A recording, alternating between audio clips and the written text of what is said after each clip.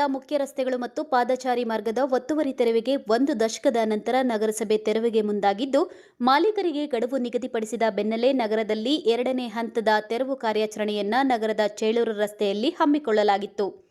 ಇಂದು ಬೆಳ್ಳಂಬೆಳಗ್ಗೆ ಚೇಳೂರು ರಸ್ತೆಯ ಚೇಳೂರು ವೃತ್ತದಲ್ಲಿರುವ ಬಾಬಾ ಸಾಹೇಬ್ ಅಂಬೇಡ್ಕರ್ ಅವರ ಭಾವಚಿತ್ರಕ್ಕೆ ಮಾಲಾರ್ಪಣೆ ಮಾಡುವ ಮೂಲಕ ಪೌರಾಯುಕ್ತರಾದ ಚಲಪತಿ ತೆರವು ಕಾರ್ಯಾಚರಣೆಯನ್ನ ಪ್ರಾರಂಭಿಸಿದರು. ನಗರದ ಚೇಳೂರು ಜೋಡಿ ರಸ್ತೆಯ ಬಹುತೇಕ ಅಂಗಡಿ ಮಾಲೀಕರು ಸ್ವಯಂ ಪ್ರೇರಿತರಾಗಿ ಒತ್ತುವರಿಯನ್ನ ತೆರವು ಮಾಡಿಕೊಂಡಿದ್ದರೆ, ತೆರವು ಮಾಡದೇ ಇರುವ ಕಡೆ ನಗರಸಭೆಯ 2 ಜೆಸಿಬಿಗಳು ಬೆಳ್ಳಂಬೆಳಗ್ಗೆ ಘರ್ಜಿಸುವ ಮೂಲಕ ತೆರವು ಮಾಡುವುದರಲ್ಲಿ ಯಶಸ್ವಿಯಾದರು.